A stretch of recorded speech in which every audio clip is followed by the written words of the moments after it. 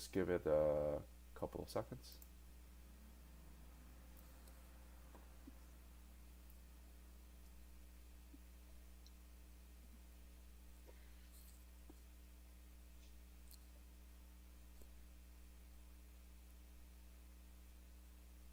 Okay.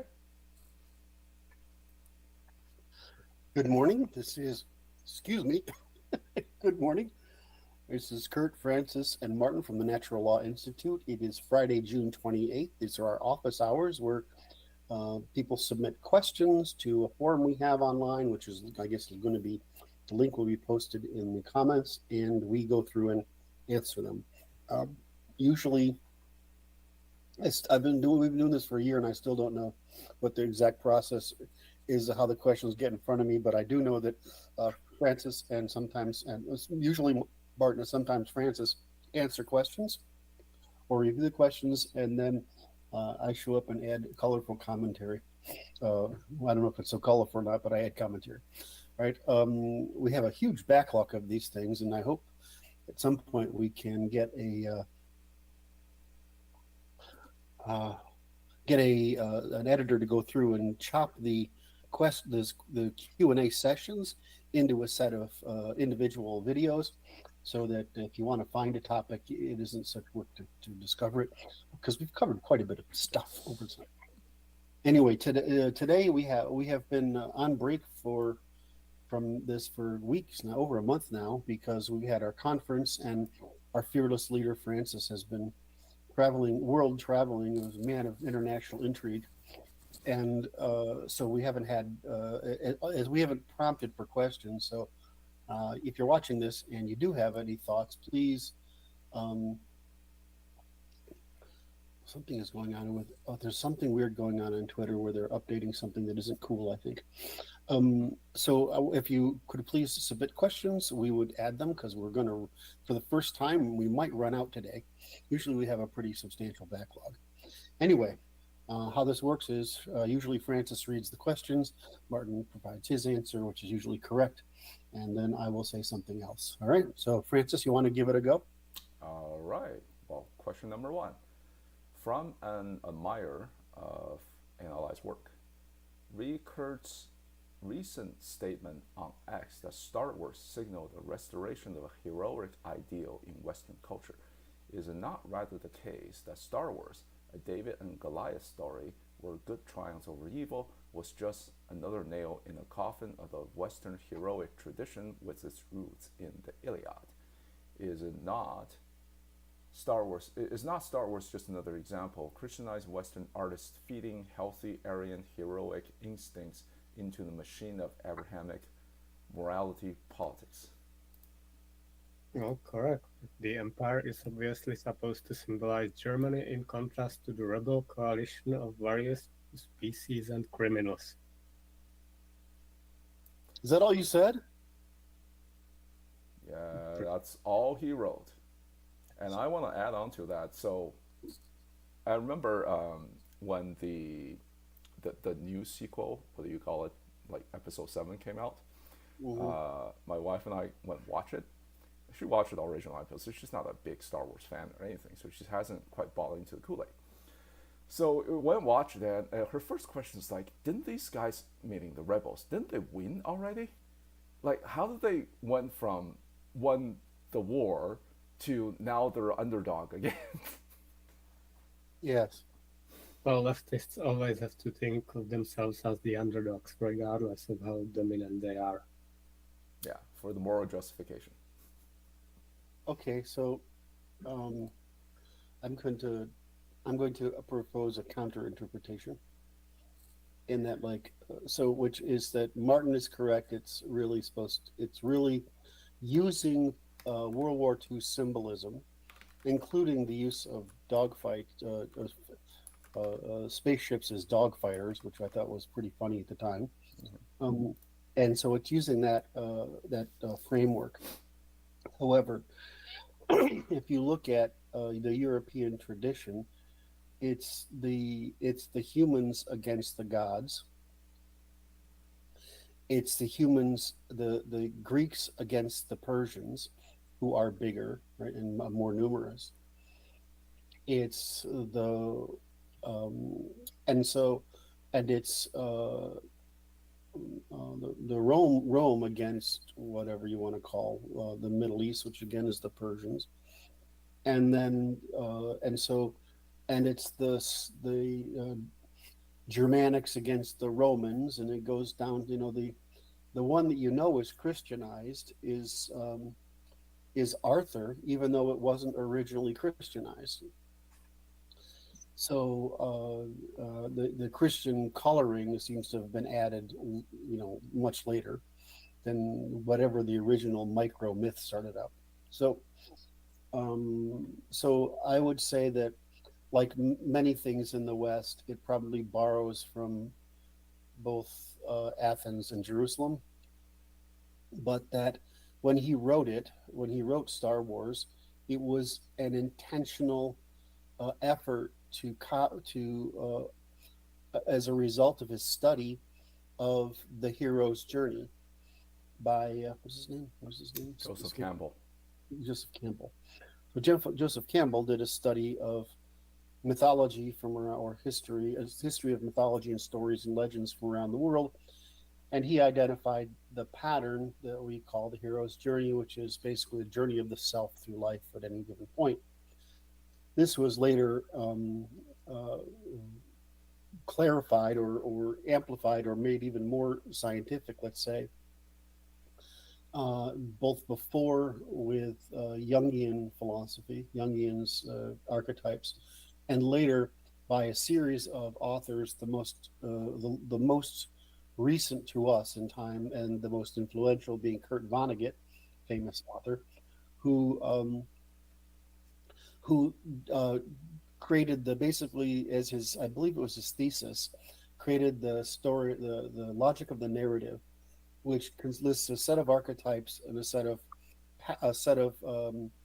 templates for the stories, and all the stories go rise, fall, rise, or fall, rise, fall, or some variation of fall, rise, or rise, fall, or whatever, in some sequence using these archetypes, and all that changes is the context, because it's always a learning experience for us to go through changes in life. So he wrote, George wrote Star Wars intentionally using that model, intentionally putting it in space in imitation of some 40s basically comics, etc., and story and audio shows, and he used the World War II metaphor for the visuals and the framing of it. So I saw it as the usual Western tradition that consists of both the railing against nature, railing against the gods, railing against foreign occupiers, authoritarians, and trying to preserve our Western freedom. So that's my understanding of it, and it's been written about. There's the amount of crap that's been written about that is kind of funny. It's almost like there's an entire literature of Star Wars philosophical review, which I think is kind of humorous myself. But the fact that exists goes to point out that George did a really good job of illustrating that if you take the hero's journey, put it in any context at all, it'll be appreciated. In other words, people will respond to it because all of us are essentially the heroes in our own journey through life. Now, it isn't to say Martin's incorrect, right? In other words, he was correct. It isn't necessarily wrong that the person who's asking the question is incorrect, but the problem is the person is saying good triumphs over evil. Well, that is the hero's journey. So I mean, it's universal across all cultures, and that's why the virtue of reading two books. It's you want to read you want to read the hero's journey, and you want to read, what is it, what's the other one? The hero's journey. Golden Bow.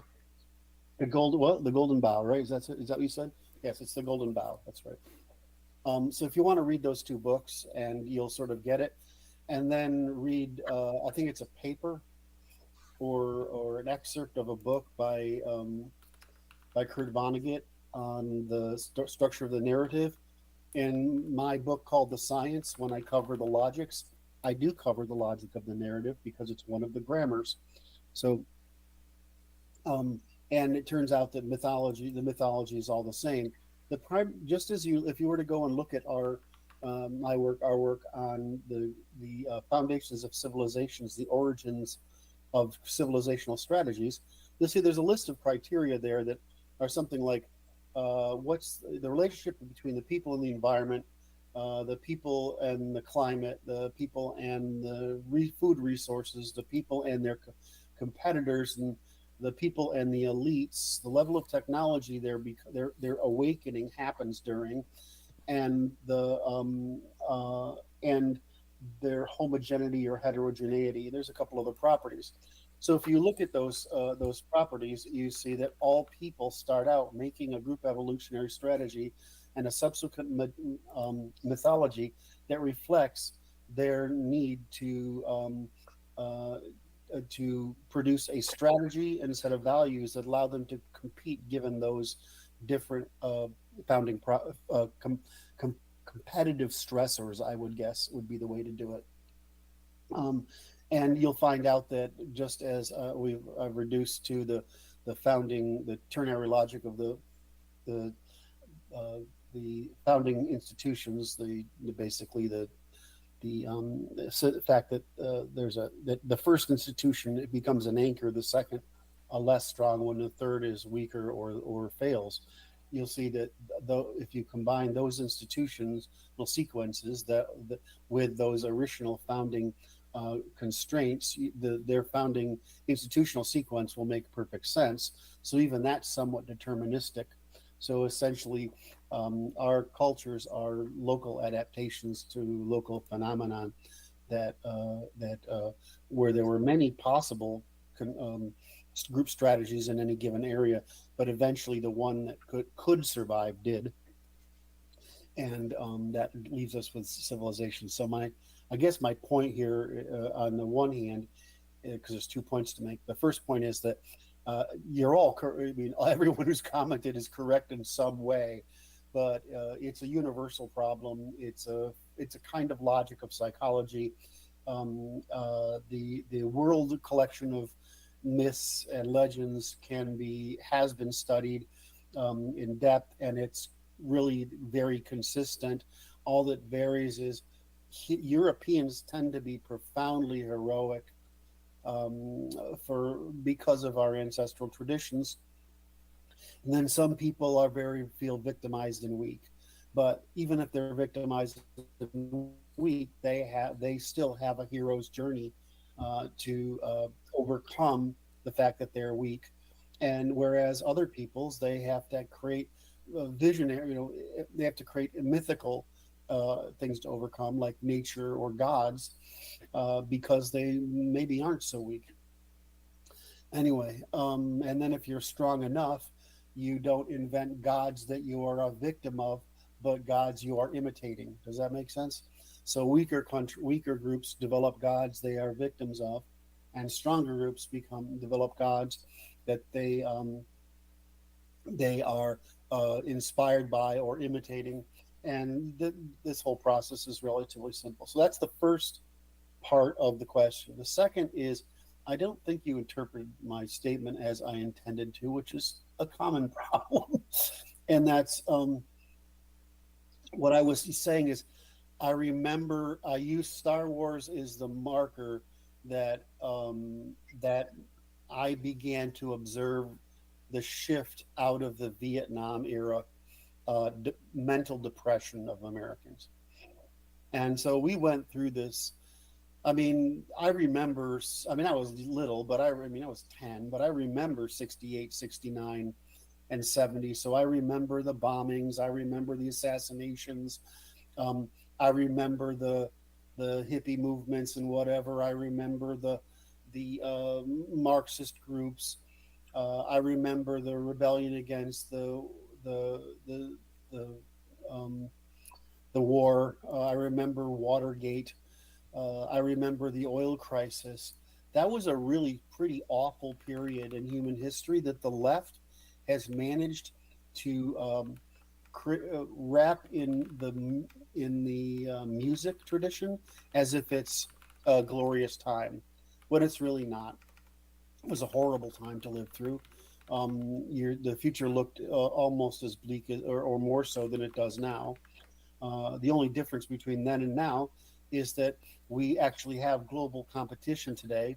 And at that time, all we had was the Russians and the constant, pervasive, overwhelming daily concern that there was going to be nuclear war and reduce us to some version of a really bad 70s desert science fiction movie.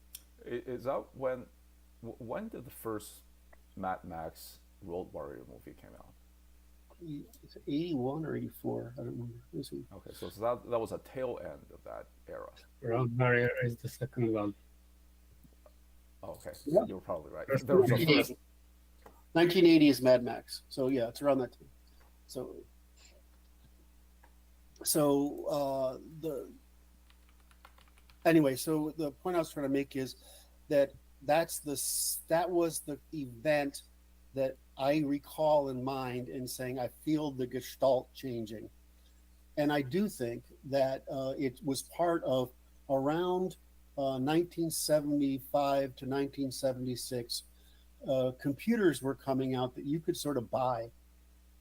So when was the first compact computer? I don't remember that. Not compact. Counting the Atari. Yeah, like that stuff. In other words, what was the first? Was the first consumer computer games? Sure, yeah, 75, right? Exactly. So there was this sort of buzz by 76, 77, 78, and certainly by 79. And when did Neuromancer come out? 484. Okay. So what happened is that we had this really depressing period, and then Star Wars came out, and it was like a change in the gestalt was happening, and it was a great symbol of it, and maybe it encouraged it. So we started seeing sort of like this 50s look into technology. And the next thing that happened was the Reagan Revolution, and Reagan set out specifically to reverse this feeling in the culture, and he was profoundly successful. And so then you got all this optimism of the 80s, and so you see this in the movies in particular, switching from this victim narrative of the 70s or this Marxist narrative back to this heroic narrative, and that continued. That it continued through into most of the 90s. I wish we had Bryan here for this, because he could probably give us, like, because he remembers this stuff in detail. And so I'm more saying that I'm not saying Star Wars caused it.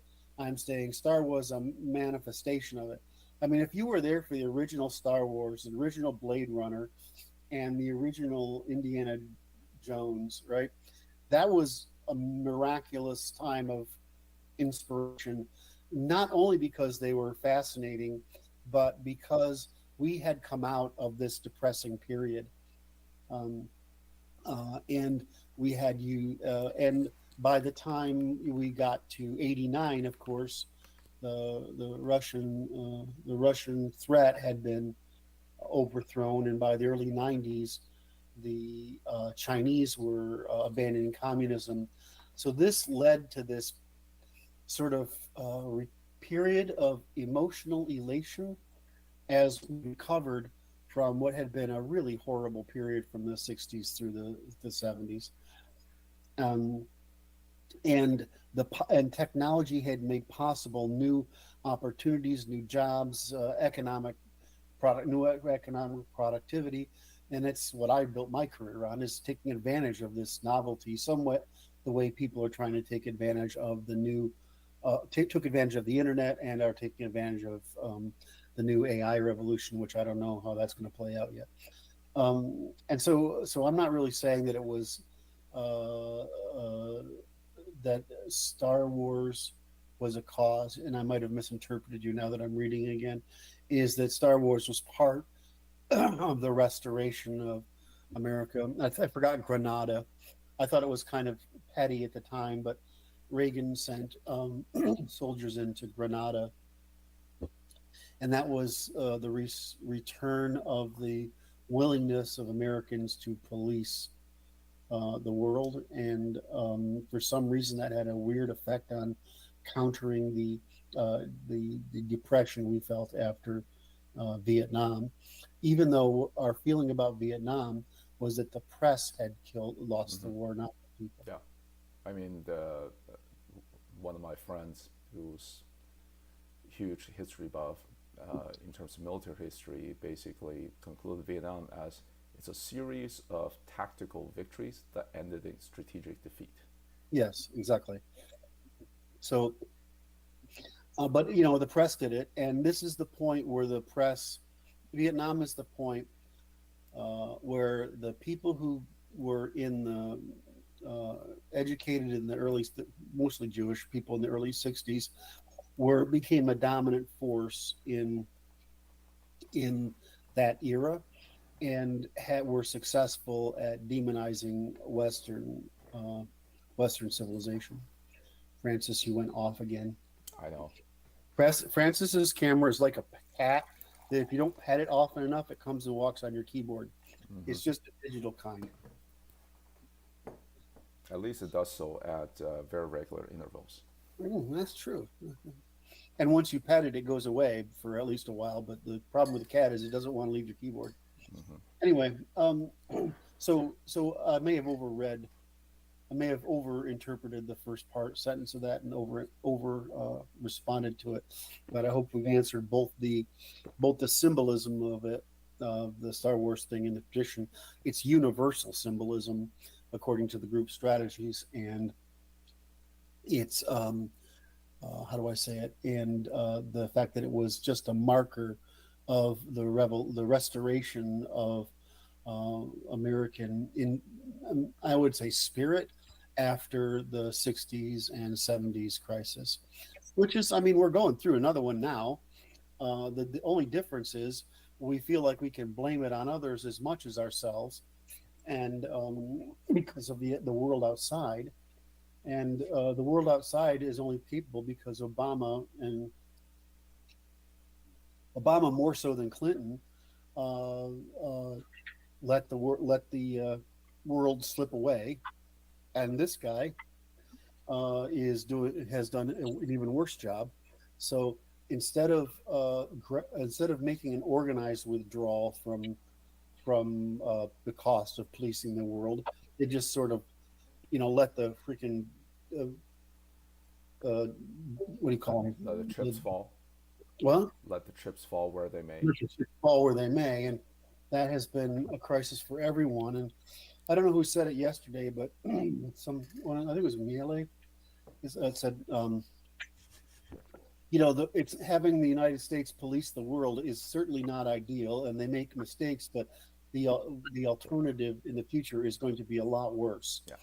And I think that's the fault, like many things, the fault of Democrats who have a very optimistic appeals, and conservatives who live under the delusion that if we do the right thing enough, people will learn. The left will learn, and it doesn't happen. I put out a video yesterday. I shared a video yesterday by a woman whose name is escaping right now, but it's called "Why Are There No Matriarchies?" or "Why Matriarchies Always Fail." And I thought she did a wonderful job.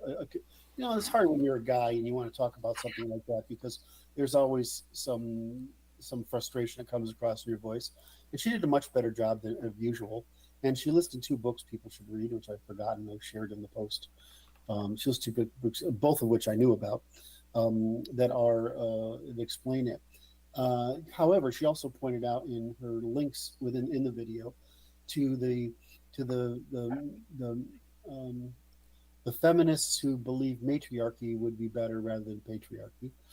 And if you go and read that, it's horrifying. The delusion is horrifying, but the delusion it does serve that delusion does serve to illustrate that when we say it's empathizing in time over versus systematizing over time, and it's empathizing and consumption in time versus systematizing and capitalization over time, you begin to see this cognitive bias in there, as if the world will actually work that way, when the feminine does not scale at all, and when men can be bad when they become rulers, women are even worse.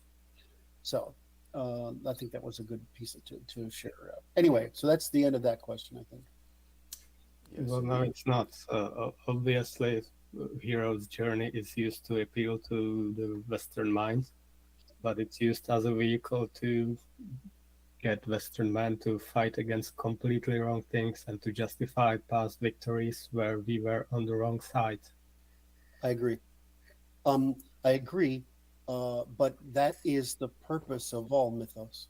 In other words, you don't make a mythos about why you fail. You make a mythos about why you succeed, and you make a parable about why you fail. So I agree with you. It's just that that's the function of these things. So, like as always, I say, That's how we want our myths used. what? That's not how we want our myths used. Right, but we now know how to. No, that's the same thing, and that's a really sophisticated concept, Margaret. And we should unpack for people, is that for most of history, you're trying to produce a via positiva, right? Because you lack information. But once we hit the 1800s, we start realizing that, and we certainly by the early 1900s, and certainly in our work, we work with the via negativa, which is what Martin just said, right? Is that there are is that you want to we went from trying to search for the goods to trying to eliminate the bads, and it turns out that the real problem is eliminating bads. And so Martin is correct. And I guess what this is a usual thing where Martin and I sound like we're saying the opposite things, but we're not. We're describing different parts of the spectrum. I'm saying it's rational. What happened was rational and of good intentions. What our responsibility now is to shift so that we're in the via negativa, not the via positiva. In other words, I'm saying Martin is right about what we need to do, but is irrational to go back in history with the knowledge we have today and expect people to have done in their time what we would now understand we should do in our time. So I have a long. I disagree about the good intentions. People with those good intentions were useful idiots, or people who didn't have good intentions. Yeah. So again, you're right. All right. So does that alter the fact that mythos universally provide a set of lessons for people to support their group strategy as a hero's journey? And it does. You're saying is, yeah, but it can be used, and I'm used negatively, and I'm like, yeah, it can be, and it certainly has been. And you could argue that religion is, especially monotheistic religions, have been used for almost invented. Well, they weren't almost. They were invented for the purpose of dividing people and setting them against one another. So, since monotheistic religions were to do that, of course that's the case. But I would say that just as in the past people needed a via positiva, we now need to add the via negativa, and that is how I hear you addressing these problems most of the time. The difference is I don't look at the past and expect people to be as smart as we are. I look at the past and say there were some evil people that took advantage of these situations, but that doesn't mean that we could have gone into the past and given people the via negativa, and they would have been capable of making use of it the way. Well, there were people saying it at the time. They were suppressed. Yes, that's right. So I'm trying to figure out what the argument is here. There are always good people and bad people. Is that what you're saying? And that we need to get rid of the bad people more so than we need to worry about which good people. No, that's the right way to interpret it. Wait, Martin, when you said there were people in the past that told people about the via negativa, but they were suppressed, who? That they were telling them exactly what's happening, what conflicts they are being driven into, for what reasons, Yes. and those conflicts then happened anyway. Okay, so that's the reason for the via negativa, is to stop the people who are liars and persuaders and propagandists and whatever, right? That's what we do. I'm still what I'm trying to get out of you, Martin, is I'm trying to see if you grasp what I'm saying, which is that you're right, but I understand the importance of the positiva, of these mythos in history, of creating a standard of measurement that we call a group strategy, so that the average person can follow most of the time. And what you're saying is, well, there are times when that is abused by people. And I'm like, absolutely correct. The problem is, in history, they had no institutional means of shutting them down. And in our recent history, we have no institutional means of shutting them down. We know, you and I know, our whole group knows now what the left does, how they do it, and how to outlaw it. But we need an institutional means of stopping it, because there are a lot of people who want to believe stupid stuff, right? I mean, they just do. I'm waiting for your reaction, and I'm not seeing your eye. Usually I can read Martin's eyes. What? So of course, that's most people. Yes. So what I look at it is, was the via negativa available to them so that they could exercise it, or was the control of communication in the hands of those who could manipulate the people? And it was. I'm all I want the audience to know is that I basically agree with you. It's just that I don't look in the past and criticize people so much as I look at the present and say, okay, now that we know, what do we do about it? And I think that's just a bias Martin and I each have. Which ends up being useful for not only for the audience, but for our organization and for our work, because that way we go through things and say, this is my favorite stuff. This is why I love working with Martin on the technical stuff, is that I'll go through, and my level of due diligence is unfortunately more optimistic than Martin's is. And Martin's level of due diligence is more pessimistic than mine. Which and is so to say, it's more thorough. It's more what? More thorough. Yes.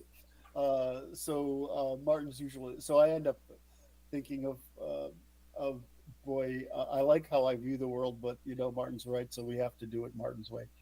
So in any event, I hope that answers the question. Are we still on? Are we still on the question? We're still on the first question. Jesus. Okay, that's the cue that we should move on. So question number 2. The book of Genesis asserts that mythology of human origin begins with the first incident of baiting into hazard.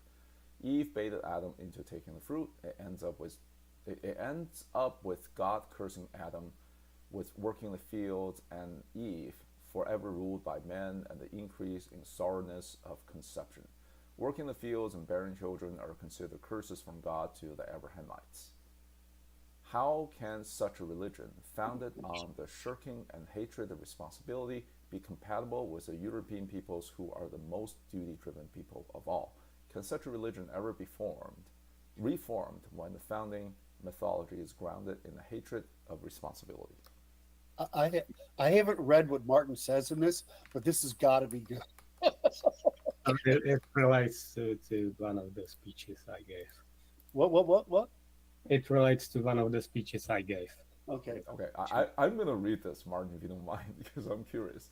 Martin's response: it doesn't even end there. The serpent is the good guy. He tells them they will gain knowledge and become like gods. Those are good things, and they are delivered as promised, and serpent isn't baiting anyone. Yahweh, on the other hand, lied that they will die, and he also certainly isn't omniscient in that story. What it's teaching by analogy is to not trust any foreigner who'd promise to teach any knowledge and instead put full faith into Yahweh's representatives. You do make a good point about how work and responsibility is viewed. I think Garden Eden is an early version of noble savage myth, a state of mankind that Abrahamists consistently seek to restore despite it never actually existing. Reasonable Christians sometimes interpret the story as a warning against hubris or against female decision making, and while those are valuable moral lessons, it is unfortunate that a vehicle for them is a cope for something actually so insidious. I remember the first time I read a novel, because when you read a book, you start with the first page, right? And that's Genesis. And just a few paragraphs down talks about eating the fruit of knowledge and so on. And it was a hurdle I could never get over. Like, how could gaining knowledge be a bad thing? Well, I also heard suggestion that there was already some cult of, as we call them, agnostics, and that this may have specifically been aimed at them. Because they try to attain gnosis, which is to have knowledge. I mean, Martin, your argument here is what is the purpose of it is absolutely correct. But it's what the great thing about some of these myths is the number of dimensions that can be absorbed from them. So you mentioned at the end that a warning against hubris or female seduction, and those are equally good lessons. But to some degree, I find a lot of the Middle Eastern nonsense to say something true and believable on top of something that's deceitful. And I sort of interpret this as everything the Semitic world does is a half-truth. It's a half-truth to advance a falsehood. And so maybe that's all they can handle, but whatever. I agree. I basically agree with this. So I don't have any comments on it. I would say that as far as I know, the original mythos is in Egypt, and they're both slaves. But I don't. I can't remember enough about it to pull it off, and that they brought this into Judaism from Egyptian. So, because God is the master in the Egyptian narrative, the master, and the man and woman are slaves. And I'm not sure it's not also about sex in the original. It's not my impression from Egyptian gods. It's not my impression from Egyptian gods. So that there are. I trust your judgment in such matters. All right. Anything else here? Want to go to the next one? That's not. Oh, that was a short one. Oh, it's a short one. It's a short because Martin answered. Oh, so let me cover one last issue. I didn't see that. Yeah, can such a religion ever be reformed? We didn't answer the full question. Right. Sorry. Right. I want to answer one before that. I don't understand why it would be a shirking of hatred of responsibility. I saw it as Martin suggested as the what do you call it, the primitive people, Martin, what is it? Noble savage. Yes. I saw it as a restatement of the noble savage myth. Well, first statement of it, really. Yes. I mean, Romans had fanciful notions about Germans too. Yes. What they romanticized was very different from what Abrahamists romanticized. So wait a minute. So bearing children. Okay. So the bearing children and working the slave, because they needed a way to they put the bearing of children and the tilling of fields in there to show the burdens that man must bear under civilization. I always think that bearing of children is kind of silly because that happens no matter what. But I understand the parables trying to curse both men and women for the sins of Adam and Eve. That makes sense. The problem is calling normal state of mankind, of life, a curse. Yes. So, can such a religion ever be reformed when the founding myth is grounded on the hatred of responsibility? Well, that's not the founding myth. The founding myth of Christianity is Matthew, Mark, Luke, and John. The rest of this crap was wrapped around it to try to create the kind of legitimacy in the tradition that had been in the Greek tradition of the epic cycle. So they were trying to replace the Bible of the ancient world with essentially the equivalent of a Marxist dogma, and they were trying to destroy the old literature, just as they're trying to destroy the literature today. They have been trying to destroy literature today in the arts. So you have to understand the Bible is a work that is put together, whether it's the Jewish one or the American one, they're put together to provide an alternative to an alternative, submissive, authoritarian version of the heroic mythos of the epic cycle of the Greeks, which is we think of as the trials of Achilles and Odysseus and whatever. But there's a whole bunch of them, and some of them are lost. So when you look at that, and the other thing is that why do people think the Bible is older? The Bible is older than, say, Aristotle. It's not. Because founding. Well, go ahead. Because some of the church fathers, Christianity basically lies that they're older. They claim that what's the scriptures took from the Greeks, that actually Greeks stole it from the Jews. Yeah, which is fascinating. And it wouldn't even have been written down if the Greeks didn't make them write it down, right? So anyway, so can it be reformed? I own the idea that here's the deal. If in India they have a religion basically for every caste, right? In Europe, essentially we have a bias for every caste. So and the heroic narrative, the philosophical narrative, and the spiritual narrative can all be used as sort of mythos. And so in the West, we tend to produce all three, and people gravitate toward them, and based on their personality. So we have a less structured version of the what would be the Indus peoples, or the Indian people of India. Whereas the Middle East went for monopoly, right? It's all authoritarian. Not only is there one dogma, but it unites law and scripture and philosophy, and it's all in there, all in one simple dogma. And so it turns out that it's really easy to spread a single dogma, but it's really devastatingly bad for you. It's hard to argue with the Indian set of dogmas, other than if only the only problem is it doesn't promote rotation, and it doesn't, in other words, because there should be rotation in and out of the middle class.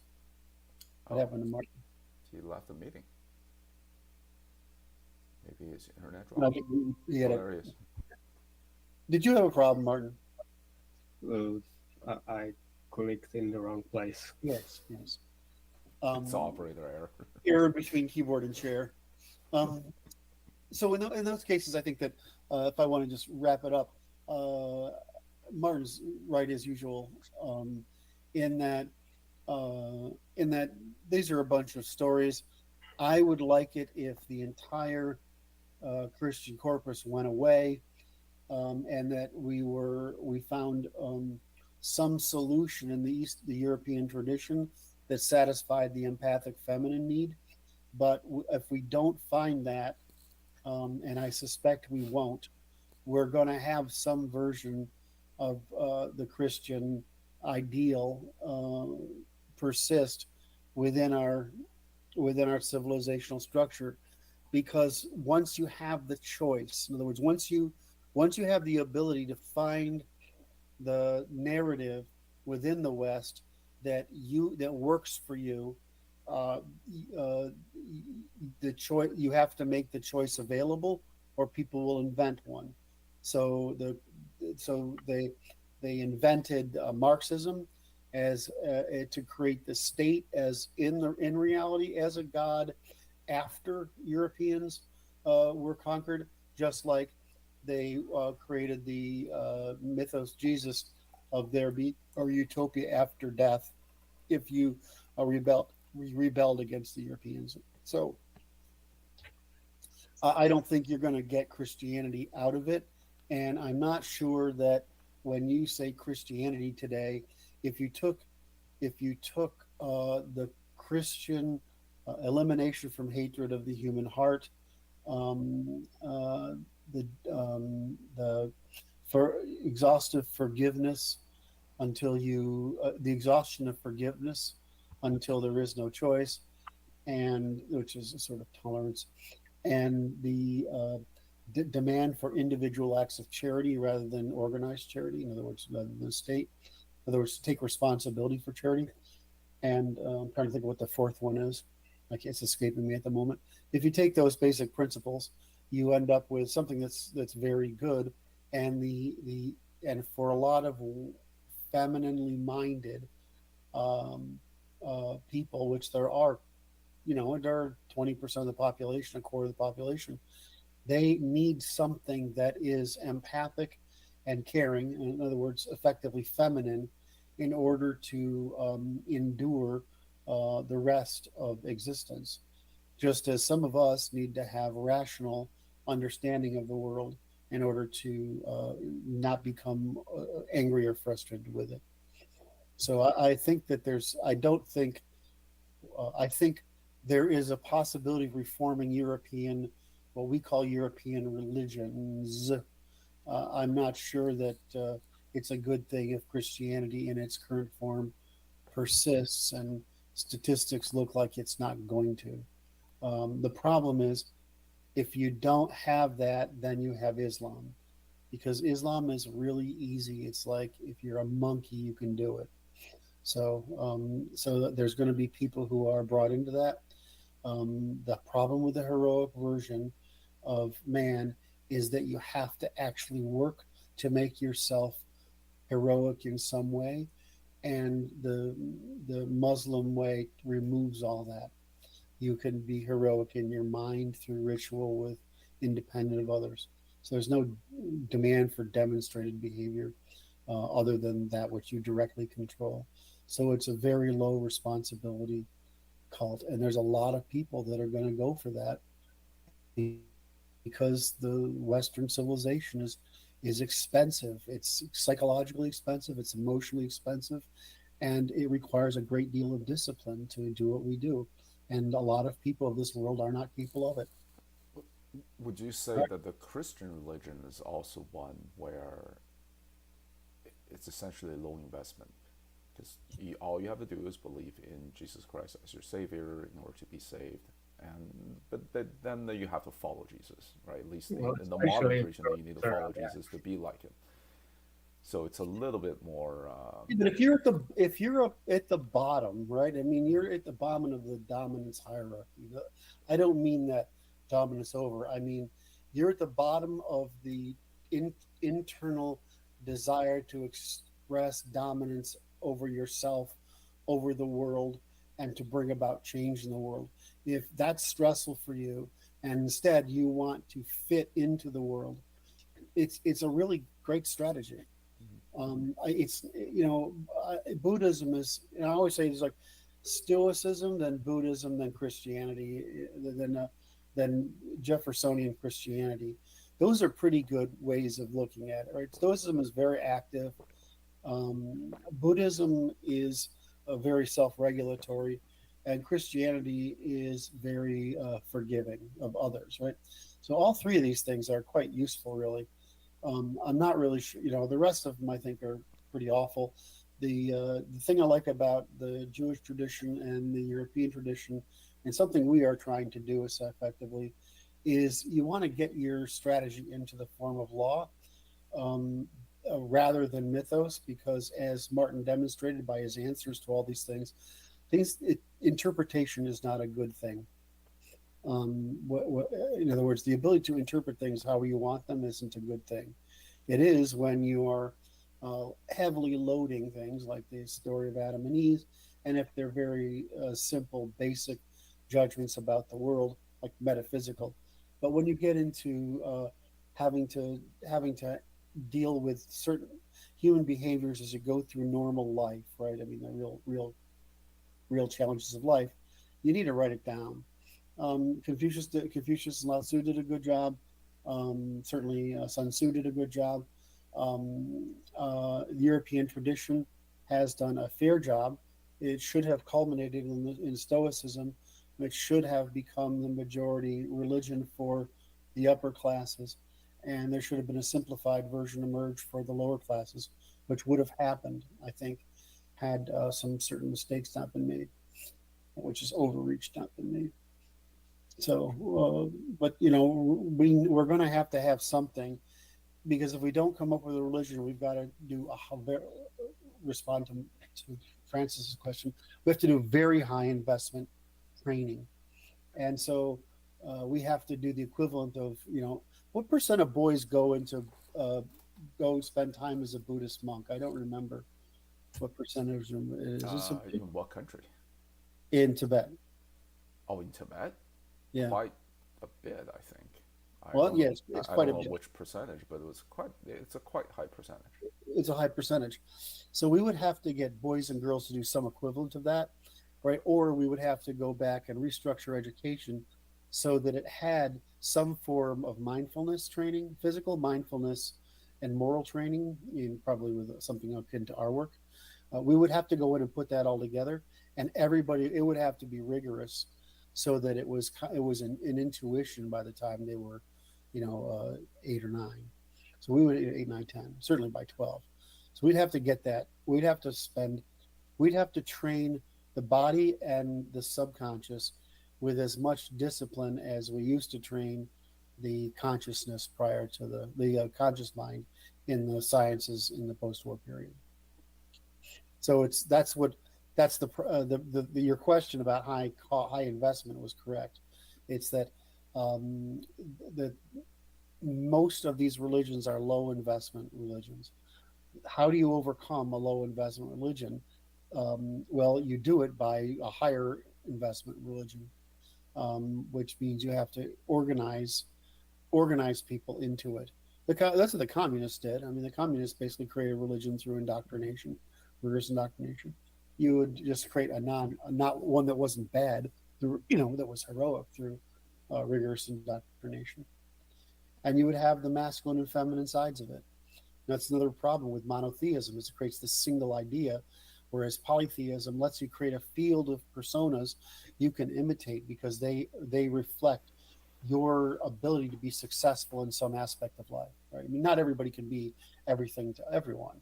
So when you have polytheistic religion, that's why I like the saints. My mother was big on one particular saint, and she kept that saint around someplace in her life for her whole life. And so if you have a particular saint that makes sense to you, well, pick a hero, or pick a Mother Teresa, pick somebody. It doesn't make any difference. That kind of canonization of an individual as an ideal, that's really good for people. I mean, that's essentially what India does. They make something up for every caste, and it works. The difference is they can't change, and we would like it if you grow up and say, I actually think it's time for me to follow this hero or this saint instead. I mean, I thought of Alexander and Arthur. That were my two, All right, I read Alexander, I read Arthur. Those are the two that I did, and eventually I became like what's really Aristotle. I'm trying to be, right. And so you pick out these people, and you can use them as some sort of archetype for yourself, and that's really good. But we need to create a framework for people to do that, so that everybody doesn't think they're crazy, they think they're or weird, they think they're normal by making that choice.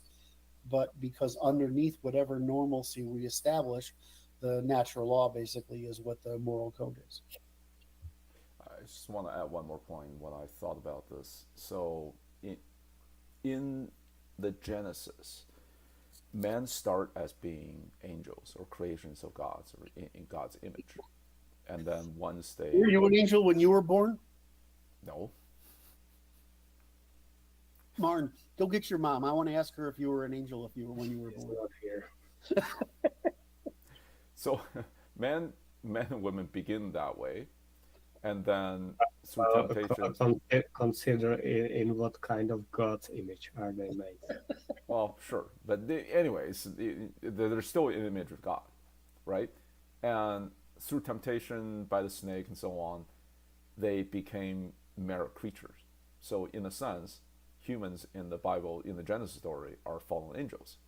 Versus in the Greek hero tradition, you have heroes and then demigods through their deeds can eventually become gods. Just like Hercules, after his deeds, and he was taken to heaven and died or whatever, and actually became a god and have all those rewards.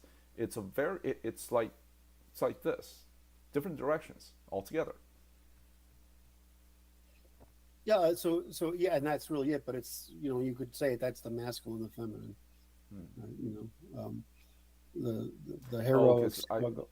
I get it, because in the masculine, men starts as having no value at all, and you have to go there through your deeds prove your value.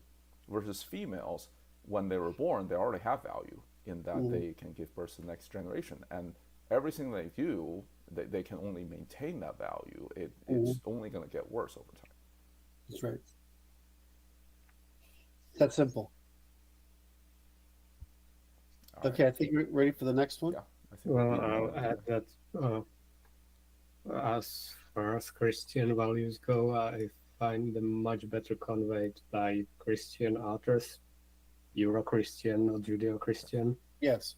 than Scripture itself. Yeah. So give the audience an example. Like Chronicles of Narnia or works from Middle Earth. Yes, I agree. I mean, I was surprised when I read Middle Earth that it didn't really become a religion, because he was, it's obviously Christianized, but it's a pretty interesting meld of Anglo-Saxon and Christian values. Wait, how did J.R. Tolkien's Middle Earth? How's that related to Christianity? I mean, it's a hero's journey and everything, but Well, wearing the ring as in wearing the cross. There's all sorts of stuff in there. He explicitly didn't want to do it, but it comes across. Yeah, the themes of avoiding temptation. oh yeah. And now that I think about it, sailing to west, going to undying country, that's like forever life after death. Mm-hmm. So anyway, I mean, pagans usually had some life after that, but it wasn't, for the most part, a very attractive prospect. Oh, you mean like Valhalla, where after death you just keep on fighting, and Well, that was great. it sounds like one giant video game, right? It's like one giant Call of Duty video game. You go kill each other, and then you get respawn. Those that didn't die in battle heroically, those went to hell. Hell with one L, which is Germanic equivalent of Hades. It's like completely dull, nothing to do. In Hades, they were these shades who tried to drink water because they were thirsty and couldn't. Miserable place. all right. So that's question number 2. So far we're at a half hour per question. Yeah. All right, question 3. Is it possible that AI created video games can be an issue in the short run by creating so compelling content and world that it will make people addicted to it? Great question. Video games are already an issue as they are now, but the evidence is that AI has already gotten old, makes everything less compelling, and will end up used in art very sparingly. Explicit admission will be required and possible stigma will emerge. There's no reason to think video games will be the exception. Keep it away from children and very stupid people, however, those don't have such sensibilities. Yeah, I'm going to go through this and say, yeah, I mean, there are people who get really hooked on video games for the dopamine, and there are people who get hooked on them and then give them up, and there are people who try them and don't want to do them except when they're bored. Is it going to be an addiction? Well, of course it is, and I think I'm guessing at what the author of the question is talking about. So I'm going to pick a game that I think is really awesome, which is Skyrim. And what I like about that, the whole world of the Elder Scrolls, is that there's so much mythos built into this, and so much politics, and so much overlap. The depth of it is really great, and so you don't lose suspension of disbelief as you go through the story, because novelty is always around the next corner. They're very informationally dense. However, when you walk around a town, I could run into 6 people who will always give me the same scripted answer, and it's never relevant. It's not always relevant to what I'm doing or what's going on. It very often is, but not always. And programming all that, if you've ever done any of it, is kind of fun. Looks at what variables exist and which thing to say, etc. I think it would be very interesting to work in a game where those characters did respond contextually as if they had some awareness of what was going on. I think that would be interesting. I think it would be interesting if they had interests and agendas and worked like a simulation more so than a script. And I could give cases of this. I think that it would be interesting if you choose a certain set of behaviors, if it could arrange the distribution of information to give you hints more than just location-based hints or character-based hints. In other words, there would be things going on in the world. I remember a game that came out on the very old days that you were exploring space, dynamically generated planets. You would go mine for different things and capture these dynamically created animals and stuff. And then you would go and trade with other races. And this has been copied a lot. What I liked most about this is that time was relatively real, and that there was a sort of global clock that was going on, and things would happen at the clock. So you just didn't get stuff done by a certain time. So this, I can't remember the name of this game. How early? Like what era? 80s. Oh, 80s. Okay, then I don't know. That was before my time. I was thinking more the origin. They made, what is it, Wing Commander, and then Wing Commander Privateer, and that kind of series. But those are scripted. Those are not real time. Right, but they're after this big innovation in this game, which is only 4-color. I think is 4-color. But the depth of it was phenomenal, and the experience was phenomenal because of it. So my feeling is that these games can become even more interesting, and that's partly because we're running out of leverage to gain from graphics, which is where most of this is coming from. In other words, most of the advancements coming from graphics and increasingly absurd situations. Whereas if we have AIs, maybe we can get to more interesting stories, or more dynamic stories, and more dynamic interactions. And I think I think that would have more legs to it than further advancement in graphics. Because I mean, Because when you look at the Unreal 5 engine, when they rendered that photorealistic scene in real, essentially near real time, right? yes, I thought, I was like, okay, well, that's it. How can you be even better than that? The thing already looks photorealistic. Well, okay, maybe mhm. 95, 98% photorealistic, but already real photorealistic enough. I remember back in the 90s when we were doing computer graphics, when I first got into it, the holy grail was photorealistic rendering, and it was just really fucking hard Yep, with ray tracing and the amount of computational power needed. You could spend a day rendering a single picture. that's right. So I don't remember when it was, but I remember it might have been Quake 3. Hmm. And he said, look, as as a means of playing a game, every increase in visuals is just an increase in visuals. It's not changing the game. The problem is that you've got to figure out how, once you solve the visuals, what do you do to increase the game? Now, some of this stuff is kind of, the whole, I don't know what game it is where people run around and they can climb buildings and all this other stuff and do lots of acrobatics and whatever, which is increasingly difficult. Oh, The move game. Assassin's Creed. Is that what it is? I think that there are Yeah, I think many that's what it games is. like that, I but mean, an Assassin's Creed comes to mind. right. So, if that's pretty advanced, right? Interaction world. Um, so, but when you get to the point where, okay, now, but what's going to make the game interesting? And what's happening, of course, is that they're getting more and more absurd. That they have to go to more extremes Mm-hmm. and there's the ability to suspend disbelief isn't there. Let's take the opposite, which is what's the military one everybody plays? Call of Duty. Call of Duty.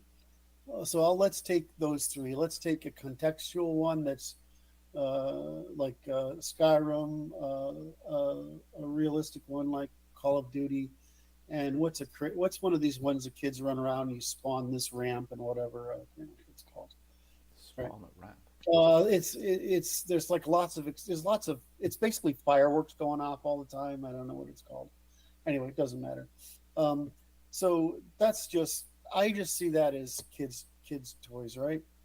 And I see the storytelling one as young adult, and then I see the Call of Duty ones as sort of adult. Let me just put it in those frames. If somebody objects to that, I'm sorry. It's just a way of breaking the categories of of the degree of realism in the world. So, if Call of Duty had AIs in it, it would be pretty interesting, right? If you have AIs in that to make that could be pretty interesting.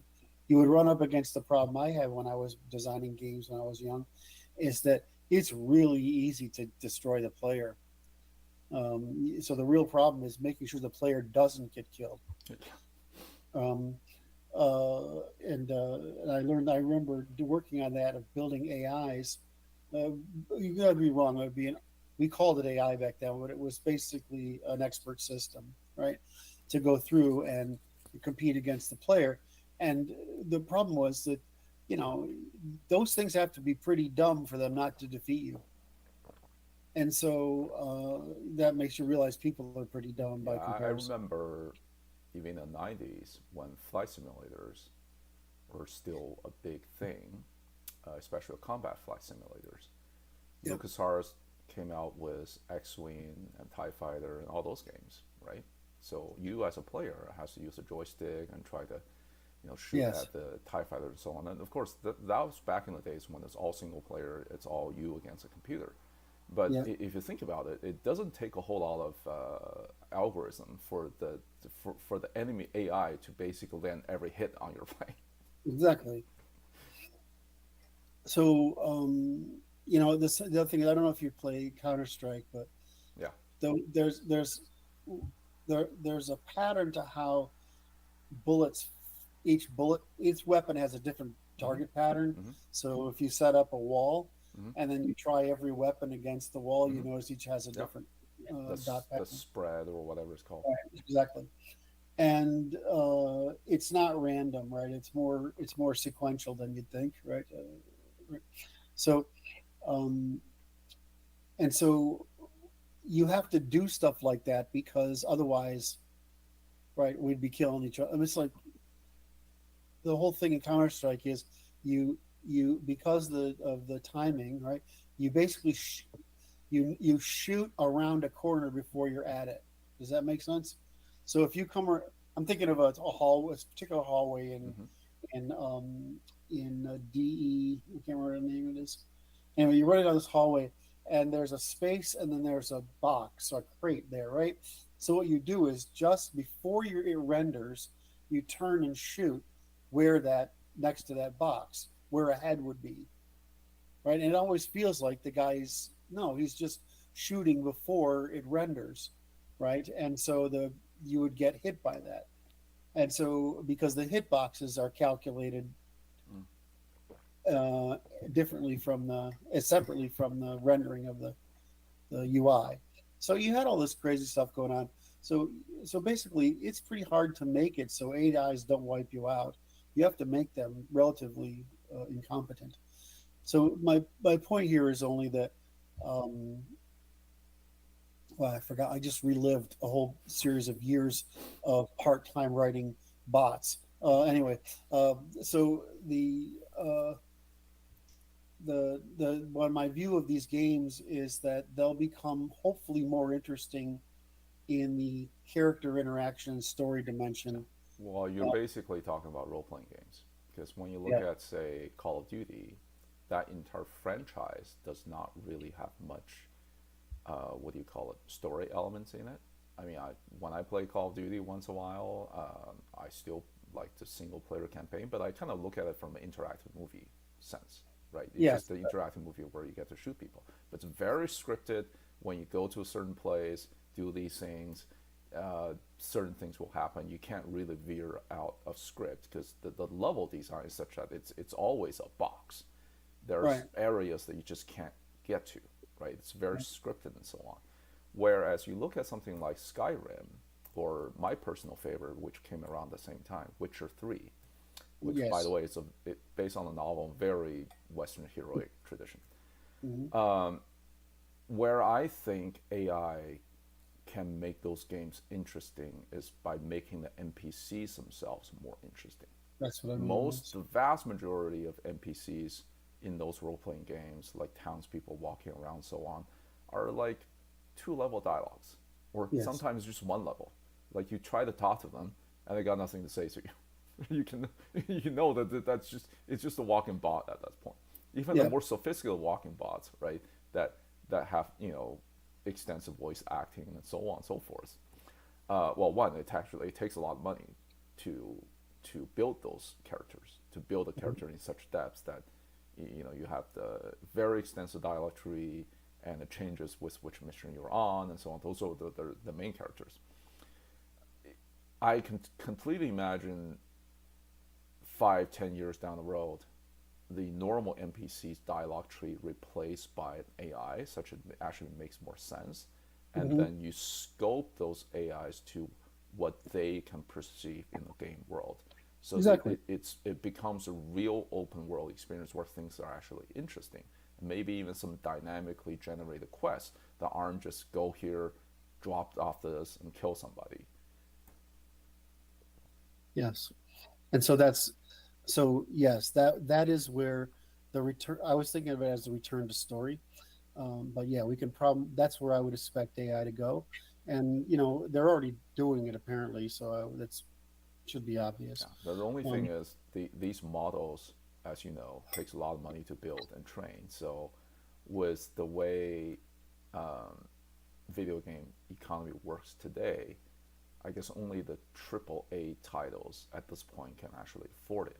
And even for them, for every additional player, well, actually, that may not. Well, I was going to say for every additional player, it means that as long as this player is playing and having these dialogues, they got to keep on paying the mhm. model. So the model of you spend $70 and buy a game and you get to play forever, that's probably going to have to go away and move to the more monthly subscription type, even for these role playing Well, games. let me just so the right now the algorithm and this is something you hear everybody complain about. The algorithms they're using right now treat every request the same, and so they use a lot of compute. I don't think that's going to happen. The other thing is that ouch, the more you train a model, the less. In other words, there's a negative return on adding volume. In other words, if you use up all the information on the internet, a lot of it's error, and so now you have to train it down. So if you look at some of the size of some of these sets, well, I mean, these AIs don't need to know the whole fucking universe, right? They only need to know. Oh yeah, like for the Witcher universe, you just have to train them on the 7 novels. Right. So that's actually possible, right? That's possible to reduce to something that isn't too many, zillions of parameters, and then you're not going to interact with everybody all the time, right? In other words, you're only interacting with one or two characters or 3 characters at a time. So I think that's probably solvable. But yes, the revenue potential for games that have AIs is higher than the revenue potential for games that don't, especially because now not only is it easy to add content, it's easy for content to evolve. Mm-hmm. I was thinking, how would I do this? Because I was thinking back to when I designed a couple of levels for Counter-Strike, and the way that AI works is bots are basically the same, right? But the square, what you do is just as there's a set of polygons, you create a polygon, basically a floor, right, over the existing floors, right? And so that the polygons that are invisible on the ground contain the information necessary to navigate. Yeah, that's our hitbox. What? Sorry? That's basically the equivalent of hitbox, except the hitbox is there so that your player or bots and so on don't fall through the floor. Right, and so like if you need to jump, it says you can jump this way, right? Or you can put them at angles and stuff like that. But you can do all sorts of things like avoid me, or only hide here, or use this as a shooting spot or whatever. You can put all sorts of stuff in there, and so it's not necessary. So there's you can make the geometry contain information that's usable by the bots, and then your spawn location. I would sit there with a timer, and I would say, okay, I can get to this. My character can get to this spot in this amount of time. Where do I want the bots to get to from this spawn point? And you would just time it out so that all things would work. Yeah, so your bots are still very scripted, even though essentially your bots have a choice tree, right? That you pre-program with some. No, they don't. They don't. What they have is they have a general algorithm of where's your spawn point, right? So you have spawn points, right? Just as the spawn points, and what it does is says, here's all these tiles that I can walk on, right? And these structures, and so it says, where can I get to interact with you? And so it randomly chooses. Well, let's go this way this time. Let's go this way this time. Let's break up and go these ways this time. So the bots you're running against, usually it's a group of them, they can figure out a bunch of, the algorithm will figure out which way to start them. And once they're started, you don't have to do anything else. It's just by sound and whether they see you, they broadcast to each other where you are. And then once it knows who you are, it knows the square you're on. It just does a pathfinding, basically an A star to get to you. And that's all. So it was surprising me how sophisticated you could make it just by given the bots are all the same, relatively the same. I suppose afterwards they varied some of them. Like, for example, if you carry X weapon, you're heavier than Y weapon. Sure. Right. So they had variations in that. And so you could do quite a bit of sophistication with it.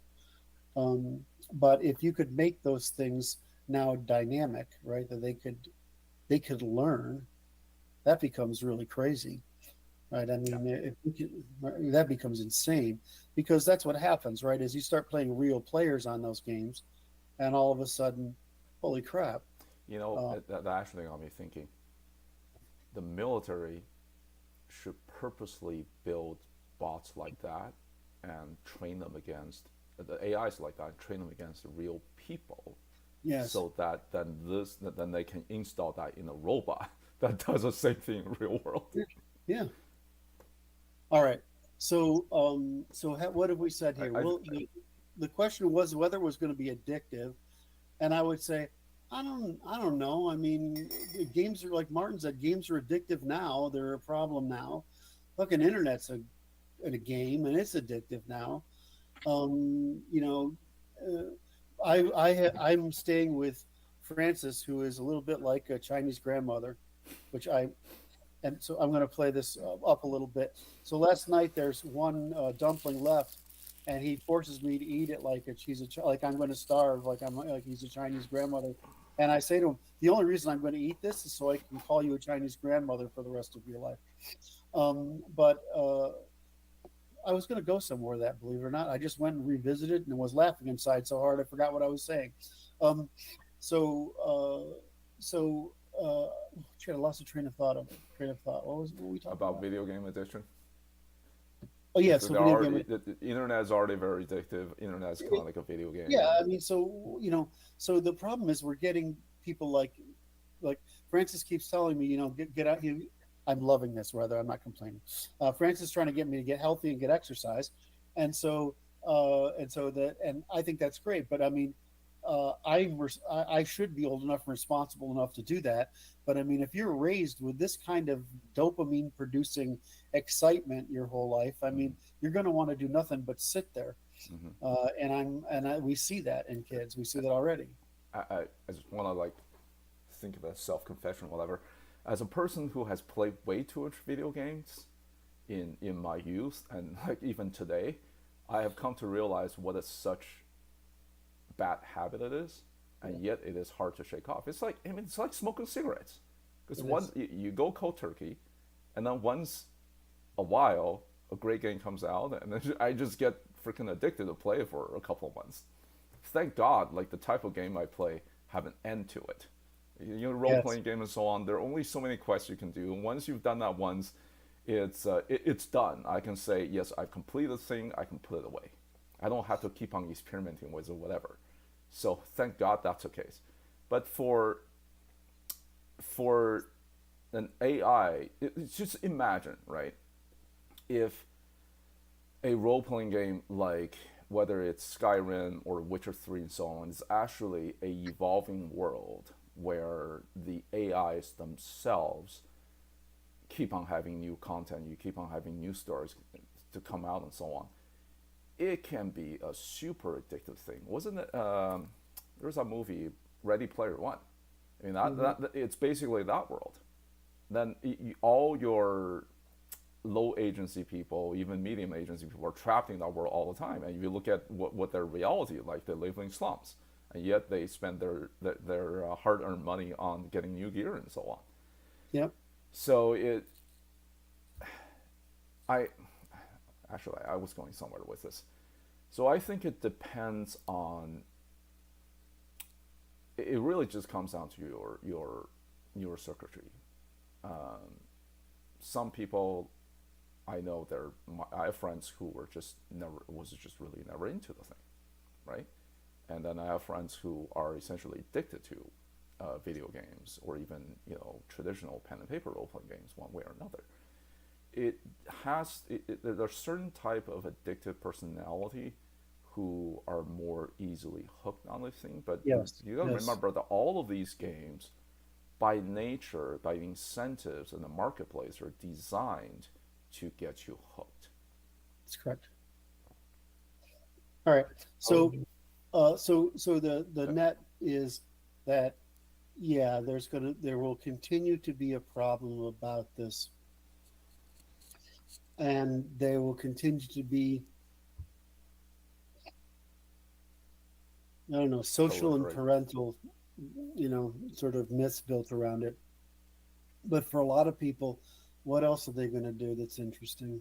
No, but well, I almost see it as, I'm going to sound like a dick. I almost see it as a form of eugenics, in that the people who are less prone to addict to it and more agentic to forming to shape real world to their will, they are going to go out play this great game in the real world. And then those who cannot control themselves are less disciplined and get to fall into this world. They're going to do that, and they're probably not going to reproduce as much. And then over a few centuries, it sort itself out. Martin, you were going to say something? Yes. Well, for one, I wouldn't tolerate that. Tolerate what? Not this kind of filter. You have to explain, Martin. It's not clear.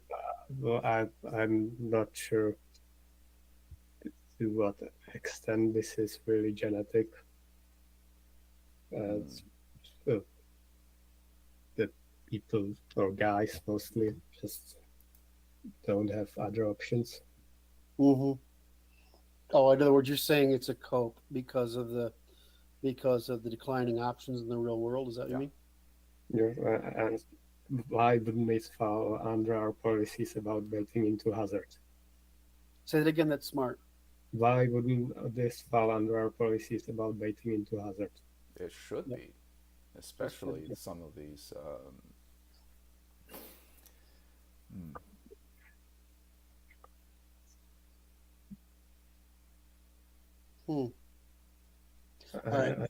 If I can get back to my original point, I view it in the same way as procedural generation. Mm-hmm. It was a novelty for a while, but for the most part, people seem to yearn for well-crafted human design campaigns. Yep. And it's viewed as a crutch that can sometimes be used well to produce like multiplayer maps. Mm-hmm. But otherwise, it's laziness, and I don't see why AI wouldn't end up viewed very much the same way. Instead of writing proper characters yourself, you just let AI do it. Because the creatives are lazy. So even before all these the AI image generators became popular in the last couple of years, creatives were already using them because they were lazy about. If you can create one of these fantastic AI generated images. Sorry, look at how those artificially generated image content is viewed. It was a novelty for a while now. People probably don't want to see it anymore. The value comes from the human design, from actual effort. Yeah, so what you're I'll state this way. What you're saying is humans have the capacity to do depth-based reasoning or depth-based imagining. The AIs that we're seeing today. Yeah, maybe they'll eventually learn that too, sure. But then you're flooded with infinity content and none of it has value.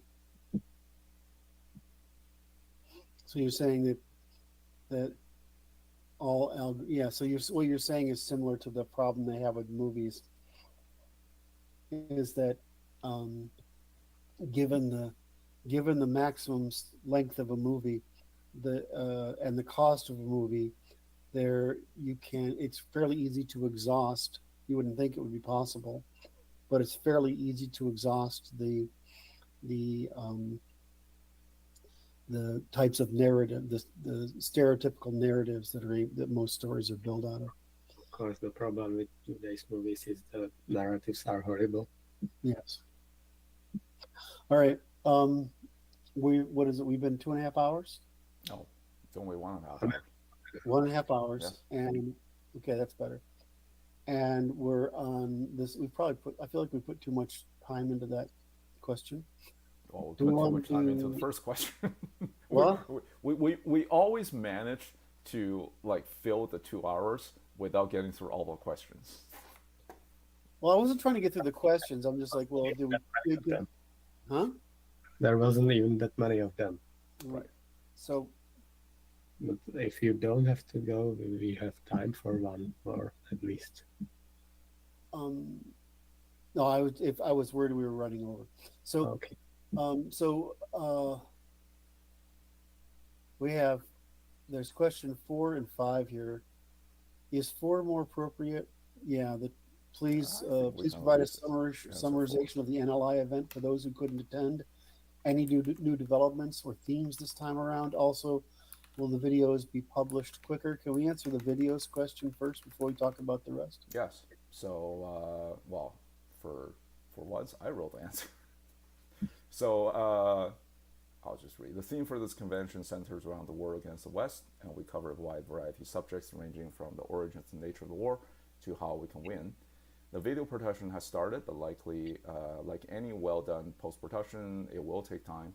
Hopefully it'll be quicker this time. However, we don't know until our editor has finished a few and establish a burn down rate. Specifically, it was basically masculine versus feminine cognition and then Abrahanism. Yes. Yes. And I was surprised that, because our original theme for this was a war against the West, the pathological feminine, right? That was our theme. We took the pathological feminine off the promotion material. I still don't like that expression. It's You don't like it? Really? Pathological expression of the feminine nature. All right, fine. I agree with you. All right. So, Martin blew it. I mean, basically everybody, I thought, blew it out of the water. Martin, I think you really killed it on your subject. I did my usual. I make an hour presentation and I make it last for 2 hours. No, it's your Q&A that took What? the longest time. It was your Q&A after Martin's presentation that got us to run over. I had to give you the 5-minute sign when you're answering Martin's question, like when you're talking after Martin's presentation, even though this is his presentation. I don't remember this at all. I have no recollection, Senator. It But absolutely happened. I know that Francis has these 10 minutes, 5-minute signs or whatever like that, and I'm like, and as soon as he puts them up, the audience starts laughing because they know it's a hopeless cause. So it was a lot of fun. We only managed to run over by 2 hours at the end of the day, compared to like 3 or 4 hours last time. But it was all good. So we had a lot of. I thought was. Our conventions appear to be very inspirational for attendees. Is that the way to say it? Lots of great conversations. What do you call it? Camaraderie, comradeship building, and you won't see this in the post-production videos, but there's actually the human-to-human interaction and the chat and discussion that happens outside of the presentations are at least just as valuable, if not more so, than the presentations themselves. Mm-hmm. So, and of course, a couple of observations. One is, what is it with the model quality guys in our freaking audience? We could have done it. We could do an NLI calendar of hot men. What the hell is that? We're supposed to be nerds. Where did these guys come? I'm not even joking. I mean, that guy, what's his name? I won't mention their names, but the guy from New York, I mean, he might as well be doing runway shows. And we got Tyler, and he's like, I wish I looked like Tyler, right? And then I won't go into the other ones. There was like 5 other guys there. I'm like, what's going on, right? And I'm feeling inadequate by comparison. But I was seriously thinking we could do a calendar just for the jokes of it. So that was interesting. The intelligent man is a new stud muffin. What? Intelligent man. Gay. Martin first. One of you at a time. Just don't make it sound gay.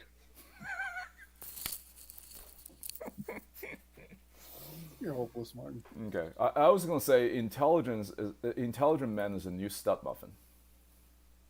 Yeah, I guess so. Anyway, these guys we had amazing people come, and it was great conversations. The second thing was, we went out. We go out at night after the presentation, and we basically take over a restaurant or bar. Right, we take over the place, and the conversations are fantastic. Yep. Other people, so like Megan showed up. Megan Dewey. We had a bunch of people show up. Anyway, it was a great time. And people, those relationships, I think those relationships are almost as important as the knowledge that we gain, right? It's really quite as interesting. So that was good. I was from a development NLI development perspective. I would say that it was really interesting that we tried to make sure all the presentations were on theme and in framed to support the Institute's message. And I think everybody killed it. I mean, it was absolutely fantastic. We had the quality of the presentations was great. I was like, okay, I'm just going to give my presentations to Michael and Bryan to present for me, because dang, they're good. I'm trying to figure out if you guys froze. No, Francis, are you there still? Yeah. Okay. So those were great. We had a couple of women present that was very well. Heathrin and Malia presented. That was excellent. So I felt like, we're trying to get to, our first conference was, can we pull it off? The second, and it was resounding success. This conference was, can we get a little more on message, and can we not run over as much? And we did a little better. So that was really good. In my books, we did a lot better. What? In my books, we did a lot better. Yeah, I mean, all joking aside, so maybe the schedule I put out originally is a little too aggressive, trying to end by 6 or something, and we eventually ran to 8 o'clock at night. But, like you said, all the presentations are on message. They more or less finish within the time of people's typical attention span, right? Because people really can't hold attention for 2 hours. And I thought the second conference was all about how can we improve, right? And so hopefully the videos will be as good as they seem there. I hope you got them. Martin, what did you get out of it? What did you think was good about it? I'm putting him on the spot. He's free ride. Martin's free riding this conversation too much, so I gotta pull some observations out of him. It was obviously great to meet the guys again. Some new faces. Although it was pretty much exclusively our guys this time. Mm-hmm. All right. So you enjoyed it? Did you enjoy it? Yes. How'd you feel about the presentations you gave? Because I thought they were academic quality. They needed more time. Book. They needed more time. You need more time. You should write a book. That's right. Yeah. When I read your draft, I was like, well, this will make a great summary for a book, and you can just expand it and make it into a book. And then with presentations, you dilute that down to a set of slides or something that you can convey the core message to some audience in 45 minutes. Mm-hmm. All right. So let's see. Where is it? Please provide a summarization. Any new developments or themes? Well, the new development or theme was that Martin and I did the feminine behavior, historical arc, feminine behavior, Abrahamism link thing. And I went through the Abrahamic methods of lying in some detail. Right? Is that what I did the second day? Yes. And so we sort of open the door, so to speak, on the hard bits, and I was a little cautious about doing that, but the audience response was phenomenal. Well, So, it was pretty much exclusively our guys. So in other words, there were people that it wasn't like a random audience off the street that would be shocked. It was people who understood anyway, right? Even then, there's a variety of people there, right? And so we might have seen something weird, but we really didn't. All right. So I would say that was the big change. And then you've already answered. Francis has already answered the video time frames that these guys can't produce all that content that fast.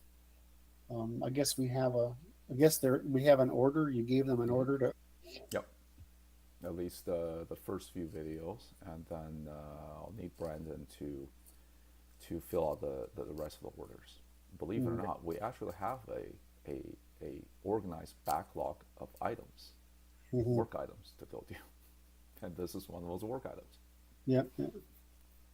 All right. So are we? I think we don't have time for another question, do we? 15 minutes. I think it depends on the scope of this question. This isn't hard. This is an easy one. Okay, so I'll just read it out.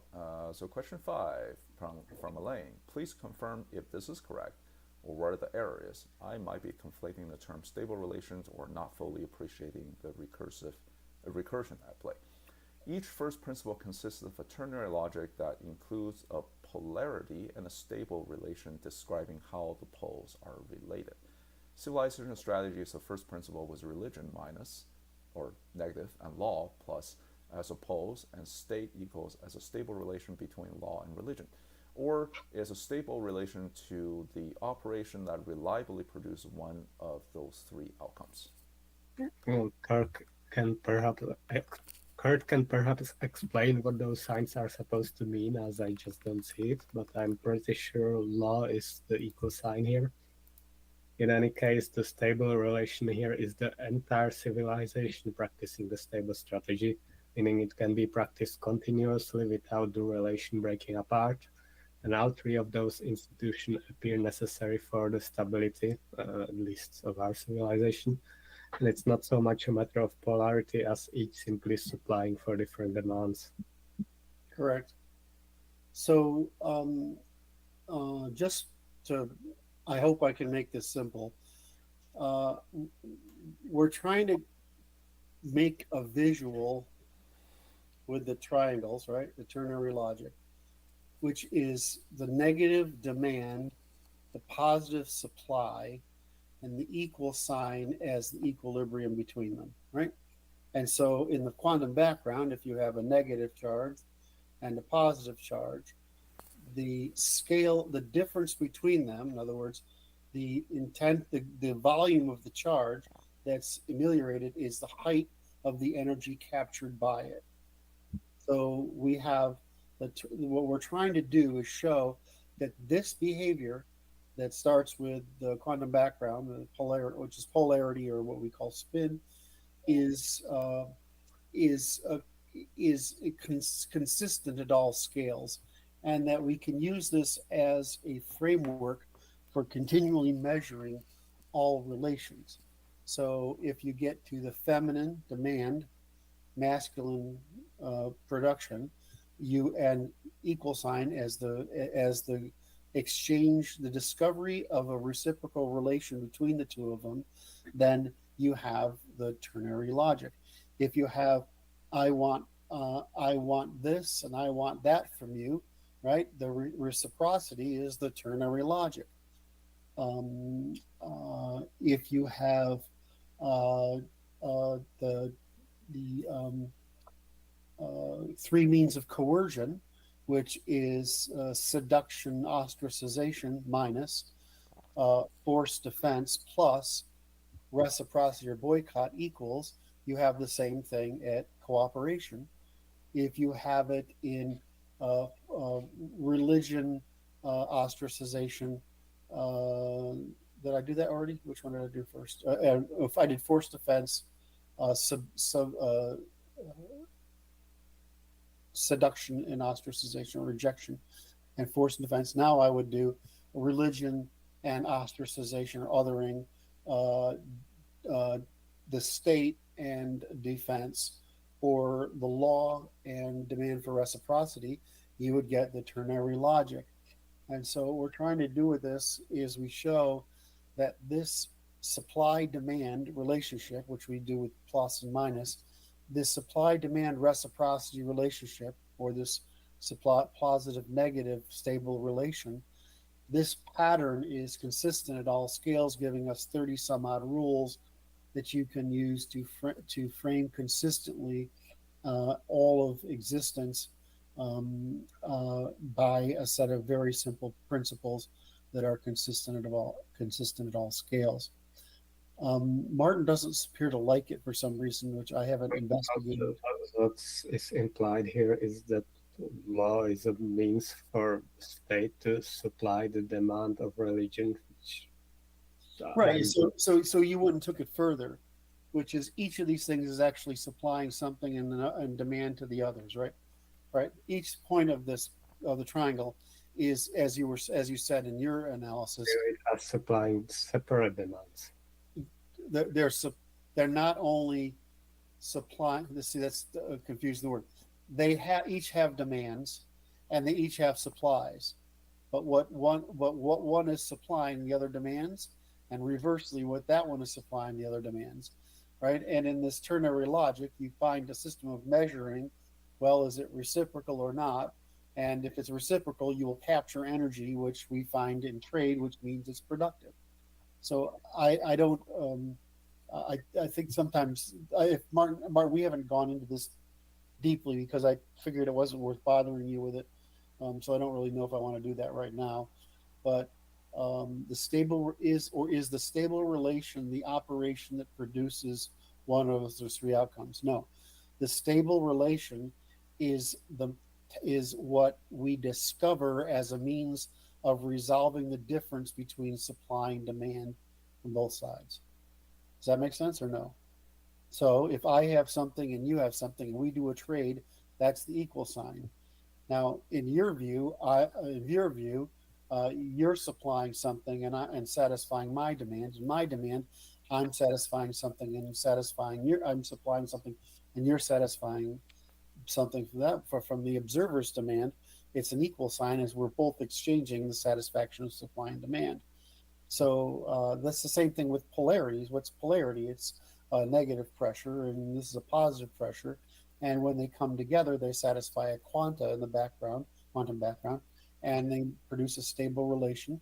Or if they aren't able to form the quantum, well, because that's much more simple. You're just talking about relation between two particles, where it's clear. But I don't understand, Martin.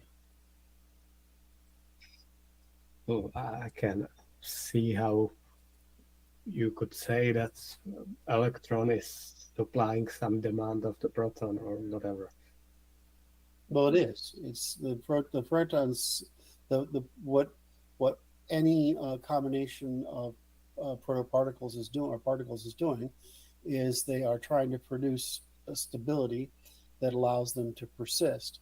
Otherwise, they're in a constant state of dissipation or falling back into the background. So that's why there's bonds between different elements, is because they get to share electrons and satisfying the needs of both. So I don't know. Right, but I don't see those civilizational institutions as analogous to this. How odd. I'm not sure why you would say that. The masculine, what does the masculine supply the feminine? What does the feminine supply the masculine? What is the religion supply?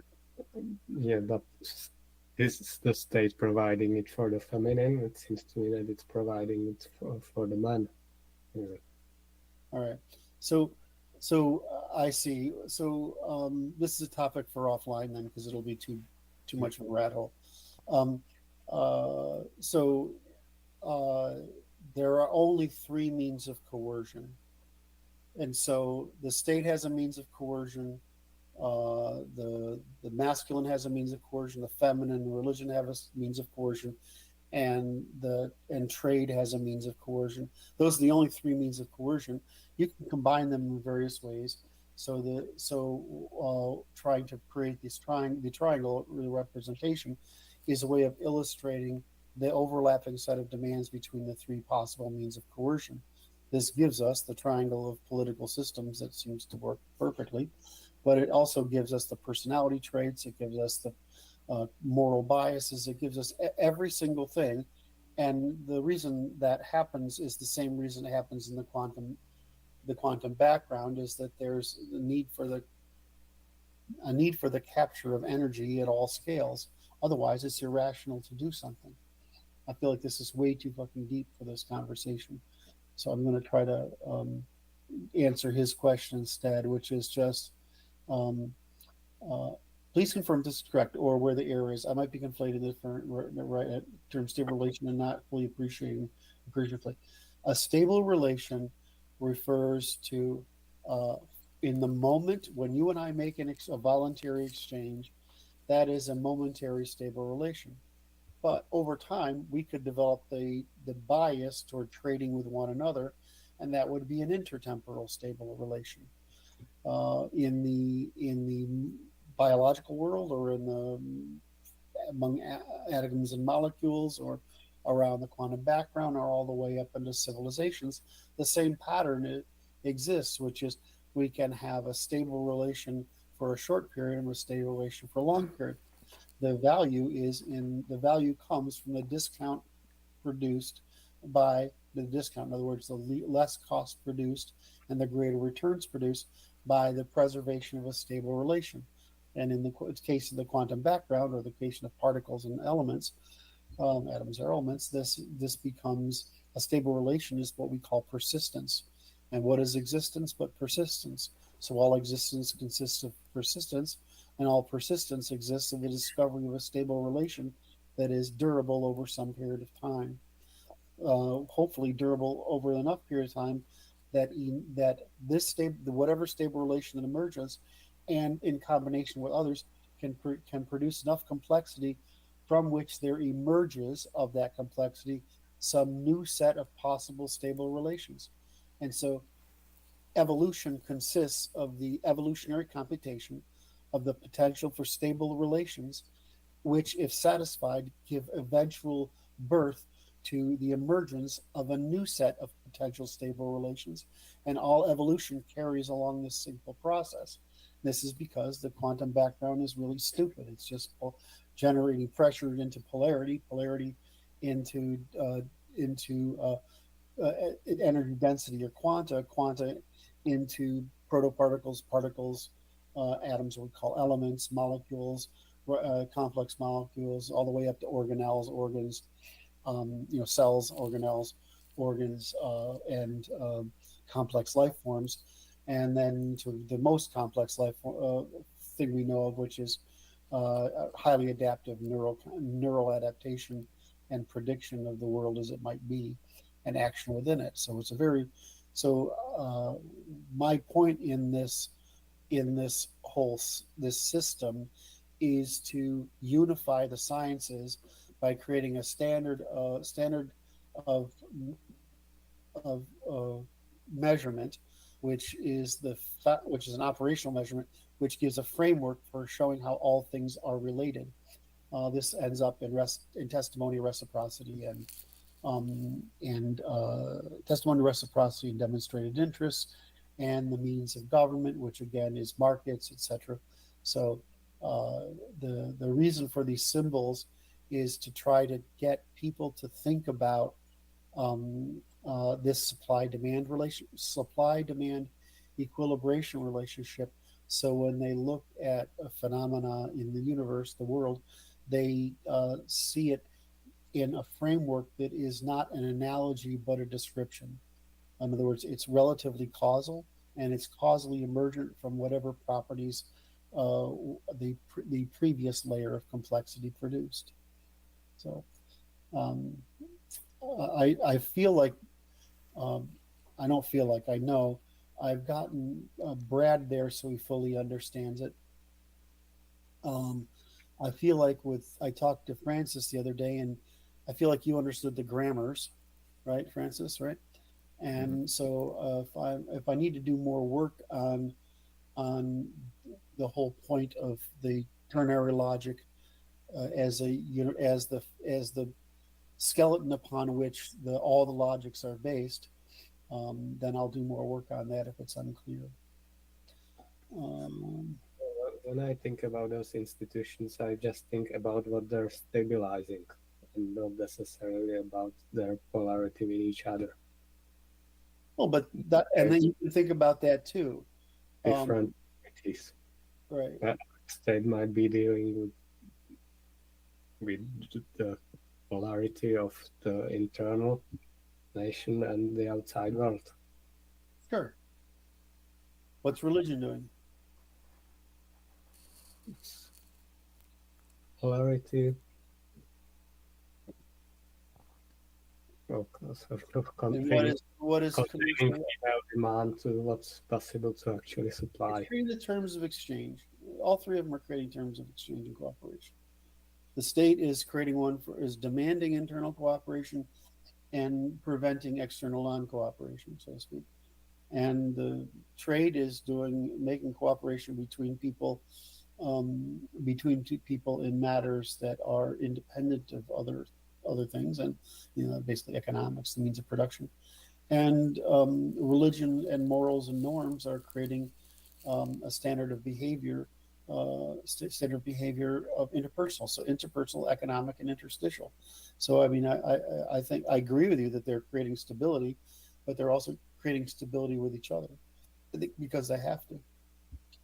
What this reminds me of, Stephen Wolfram have the diagram where they have tons of little triangles start from the top all the way down. They call it Ruliads, or a complicated version of another version of Game of Life.